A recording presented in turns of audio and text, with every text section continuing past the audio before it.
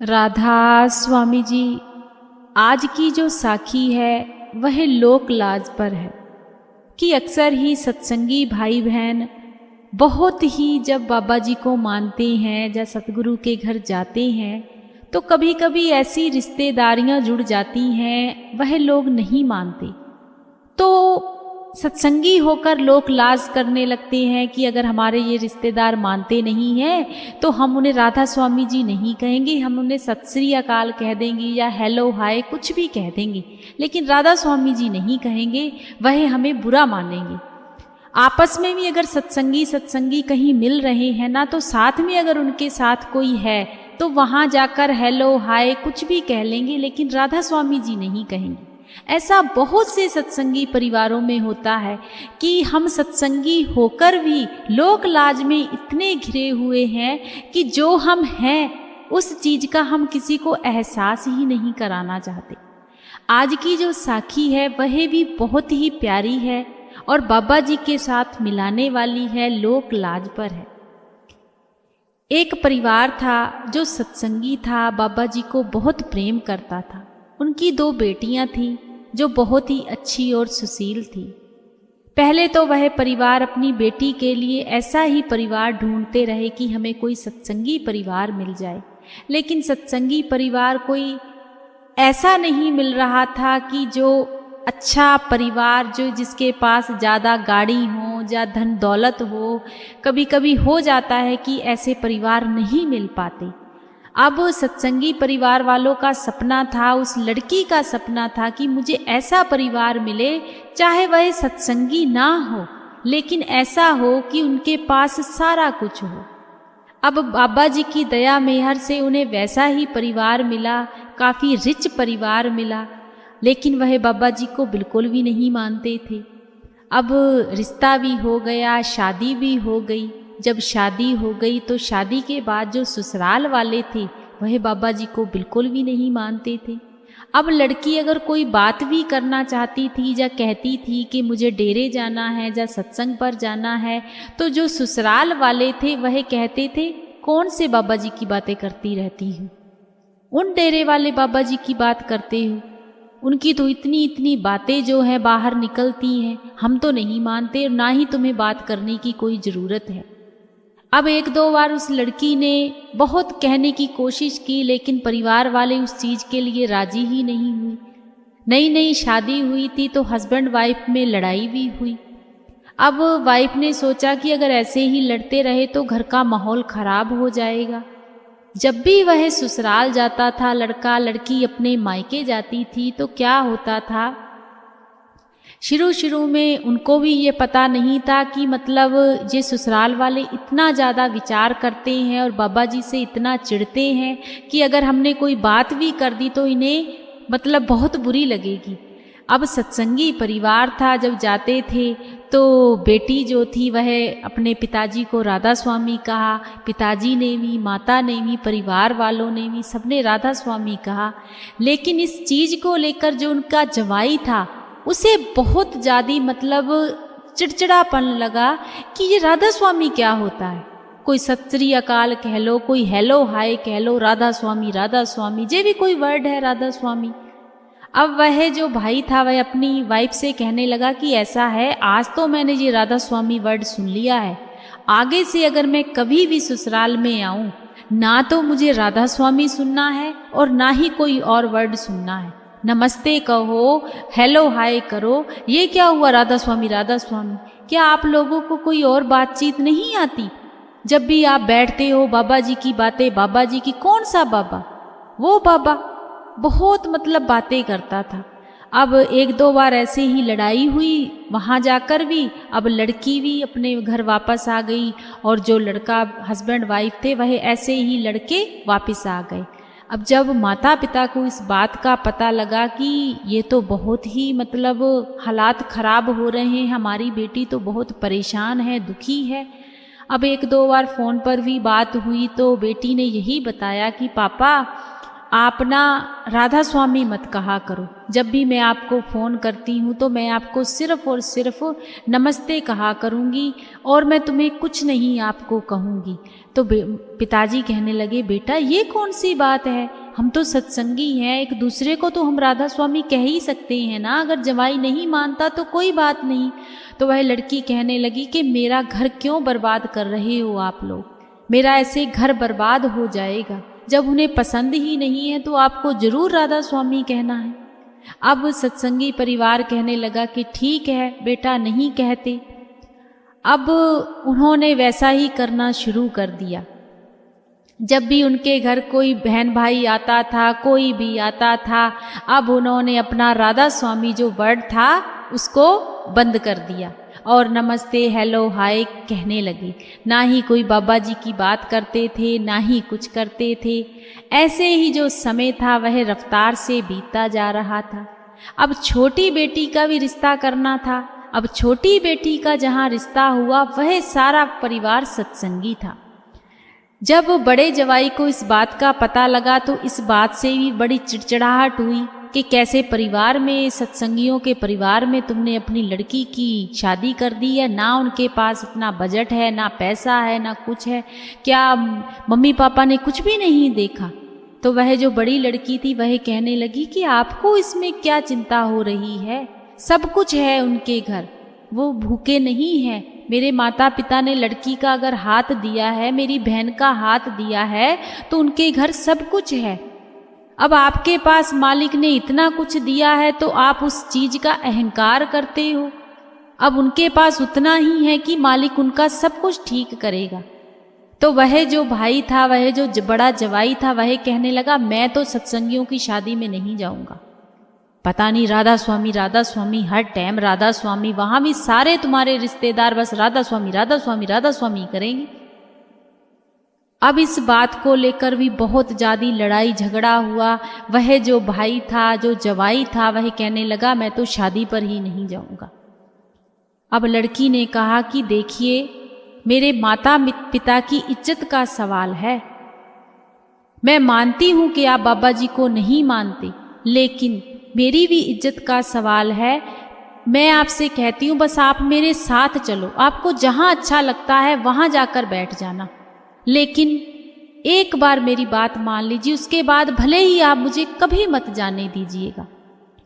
चलो मालिक का शुक्र है, किसी तरीके से उस शादी में पहुंच गए। अब उस शादी में वैसे ही हुआ, हर तरफ राधा स्वामी जी कर रहे थे सभी लोग। बड़े जवाई को बड़ा गुस्सा आया कि देखो कैसे लगे पड़े हैं राधा स्वामी कहने के लिए। अब शादी भी ठीक ठाक ही हुई, क्योंकि ठीक ठाक परिवार था, सारा कुछ चलो ठीक ठाक हो गया। अब इस बड़े जवाई के पास सब कुछ था, मालिक ने अनलिमिटेड दिया हुआ था। पहनावा भी उनका उसी तरीके से था, राजों की तरह। अब सारा कुछ हो गया। जब छोटी बेटी की भी शादी हो गई, सब कुछ हो गया। जब छोटा जवाई जब बाहर जाता था तो यारों दोस्तों में बैठता था तो वह मीठ शराब खाता था। जब इस बात का बड़े जवाई को पता लगा तो उस चीज को लेकर बहुत ज़्यादा लड़ाई झगड़ा होना शुरू हो गया। वह अपनी वाइफ से कहने लगा कि वाह जी वाह, पहले सत्संगी देखे हैं, तुम तो कहती थी कि हमारे बाबा जी बहुत बड़े हैं, सब कुछ करते हैं, सत्संगियों के घर में शादी कर दी है। तुम ये बताओ मैं कितना मीठ खाता हूँ, मैं कितनी की शराब पीता हूँ, कैसे सत्संगी हैं तुम्हारे परिवार वाले? तुम्हें पता है तुम्हारा छोटा जीजा क्या करता है? इतनी शराब पीता है, इतना मीठ खाता है, और तुम कहते हो कि हमने अपनी लड़की सत्संगियों के घर में दी है। जब यह बात बड़ी बहन को पता लगी तो मन सच में बहुत ज़्यादा उदास हुआ, दुख हुआ कि ये बात तो सच है कि माता पिता ने तो एक सत्संगी परिवार वालों के घर लड़की दी, लेकिन ये तो सब कुछ उल्टा ही हो गया है। अब बड़े जवाई से उनका जो ससुराल जो मायके वाले थे बहुत ज़्यादा डरते थे। और उनके मन में यही चिंता रहती थी कि कहीं अगर हमारा बड़ा जवाई आ गया तो कहीं हमारे घर में कोई लड़ाई झगड़ा ना हो। अब इस बात को लेकर बहुत दुख होने लगा, तकलीफ होने लगी। जब ससुर को इस बात का पता लगा कि मेरा छोटा जो जवाई है वह तो मीठ शराब खाता है, अब जो बड़ा जवाई है वह कुछ भी नहीं खाता, तो एक दिन जो माता पिता थे वह छोटे जवाई के घर गए, अपने छोटे दामाद के घर गए और जाकर उनसे कहा कि हम तो सत्संगी परिवार थे, आप भी सारे सत्संगी परिवार हो, लेकिन आपको पता है कि एक सत्संगी परिवार के लिए क्या मायने रखता है? बेटा, हमें तो इस बात का पता नहीं था कि तुम मीठ शराब खाते हो, क्योंकि हमने तो सिर्फ माता पिता को देखा, तुम्हें देखा, इस बात का तो कभी कुछ पता ही नहीं लगा। ये तुम्हारे लिए सही नहीं है। हमें एक सत्संगी होकर ये सब चीजें शोभा नहीं देती। जब इस बात का ससुराल वालों को पता लगा कि सच में हमारा बेटा बाहर जाके यही सब कुछ करता है, तो उनको भी बड़ा दुख लगा। तो वह परिवार वाले कहने लगे कि ऐसा है, हम अपने बेटे को समझाने की कोशिश करेंगे, आप बिल्कुल चिंता मत कीजिए। अब जो बड़ा जवाई था, बड़ी लड़की थी, जब अपने ससुराल आए तो अपने ससुर से, अपनी सासू माँ से कहने लगे कि आप किस गुरु को मानते हो? क्या राधा स्वामी करते रहते हो? छोटा जवाई तो तुम्हारा ऐसा है। अब इस बात को लेकर दोनों परिवारों में बहुत ज्यादा लड़ाई झगड़ा हुआ, दुख तकलीफ हुई। अब जो लड़की के माता पिता थे वह भी डरते हुए, लोक लाज से करते हुए, वह भी अपने जवाई को कभी भी कुछ नहीं कह पाते थे, बड़े दुख तकलीफ में। अब जो माता पिता थे वह इतनी बड़ी दुविधा में फंस गए थे कि जो बड़ा जवाई था वह गुरु को नहीं मानता था, उनके सामने वह राधा स्वामी नहीं कह पाते थे। जो छोटा जवाई था वह सत्संगी होकर भी मीठ शराब खाता था। इस चीज को लेकर जो ससुर था वह बहुत चिंतित रहने लगा कि मेरी तो दोनों बेटियों का घर बर्बाद हो गया, ऊपर से जो हम हैं, जिस गुरु को हम मानते हैं, अपनी बेटियों का घर बचाने के लिए हम उनके सामने अपने गुरु का नाम भी नहीं ले सकते। बहुत चिंता करने लगे उनके जो पिताजी थे। चिंता ऐसे ही करते करते एक दिन उनकी बहुत ज्यादा तबीयत खराब हो गई। बेटियों का दुख किसी से नहीं देखा जाता, बहुत तकलीफ होने लगी। दोनों जवाइयों को बुलाया अपने घर और कहा कि बेटा ऐसा है, मैं मानता हूं कि तुम्हें, बड़े जवाई से कहने लगी कि मुझे पता है बेटा कि मालिक ने तुम्हें बहुत दिया है, बहुत कुछ दिया है। मैं ये भी मानता हूं कि तुम गुरु को नहीं मानते, कोई बात नहीं, मत मानो, लेकिन मैं नहीं चाहता कि तुम्हारी वजह से मैं अपने गुरु को भूल जाऊं। मेरी बेटी उस घर में गई, मैंने संस्कारों से भेजी, लेकिन तुमने उसे ये भी कहना बंद करवा दिया कि तुम राधा स्वामी नहीं कहोगी। क्या बेटा हमारा कोई भी मान नहीं है? छोटे जवाई से कहा कि बेटा हमने एक सत्संगी परिवार ढूंढा, लेकिन हमें क्या हासिल हुआ कि तुम मीठ शराब खाते हो। कोई हम दिल में तो नहीं गए थे ना किसी के, हमें तो नहीं पता था ना कि तुम्हारे अंदर क्या है। मुझे ये नहीं पता कि तुम्हें मेरी बातें समझ में आ रही हैं कि नहीं आ रही, लेकिन मैं तुम्हें इतना ही कहना चाहता हूं कि गुरु से बड़ा कोई नहीं होता, गुरु ही सबसे बड़ा है। मैं बस यही चाहता हूं कि तुम मीठ शराब छोड़ दो और गुरु के साथ जुड़ जाओ, जैसे तुम्हारे माता पिता जुड़े हुए हैं। और बड़े जवाई से कहा कि बेटा, तुम्हें मैं सिर्फ यही कहना चाहता हूं, तुम डेरे भले मत जाओ, कहीं मत जाओ, लेकिन इतना क्रोध मत करो। और अगर हमारी बेटी तुम्हारे साथ आती है तो अगर हम राधा स्वामी कहती हैं तो हमें वह कहने दो। दोनों जवाइयों के मन में कहीं ना कहीं यह बात, यह ठेस पहुंची, क्योंकि उनके पिताजी की तबीयत बहुत ज्यादा खराब हो गई थी, बहुत ज्यादा।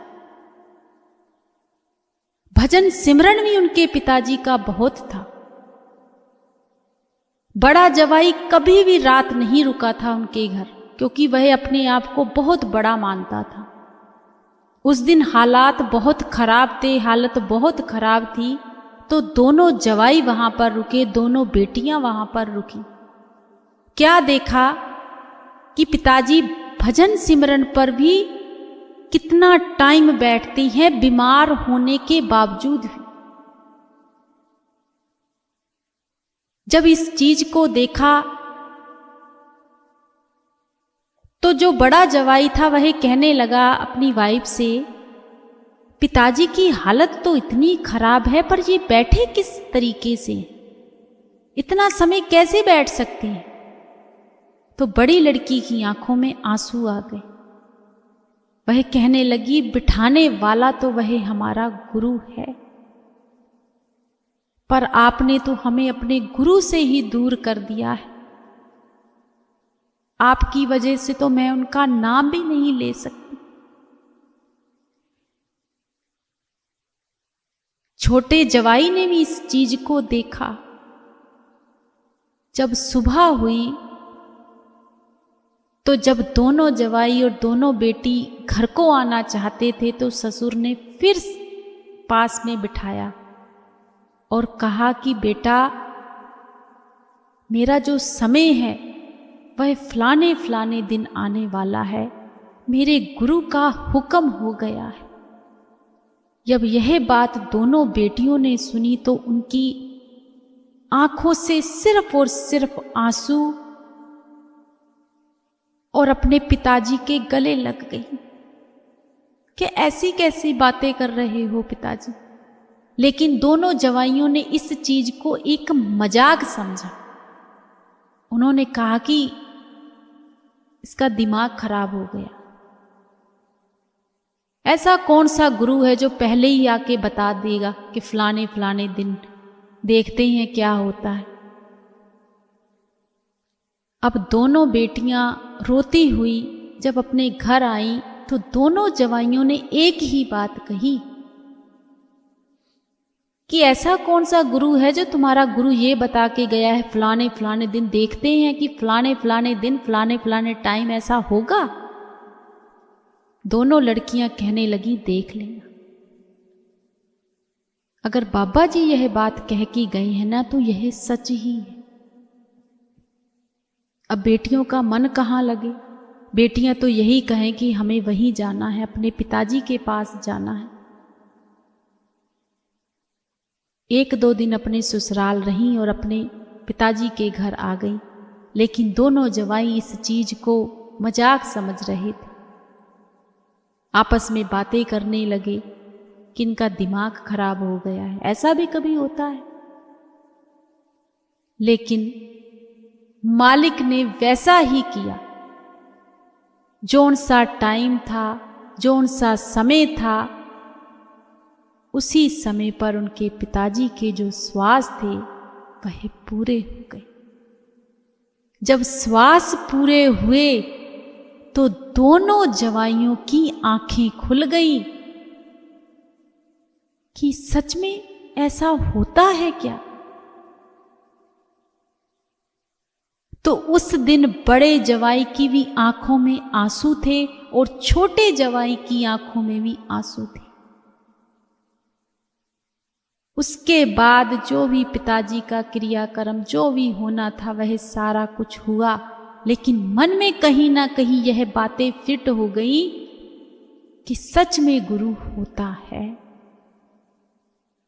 उस दिन से जो बड़ा जवाई था वह भी गुरु को मानने लगा, जो छोटा जवाई था उसने भी मीठ शराब छोड़ दिया।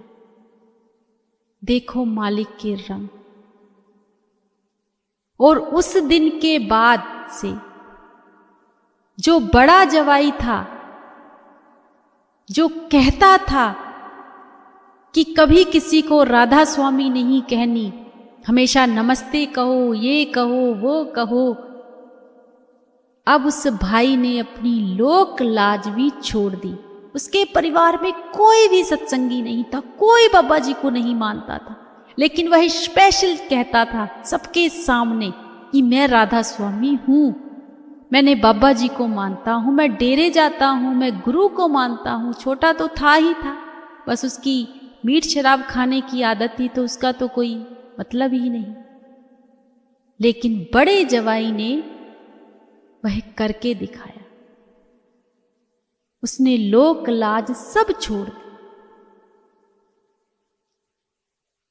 सच में यह जो साखी है यह हमें बहुत कुछ सिखाएगी, बहुत कुछ सिखाएगी।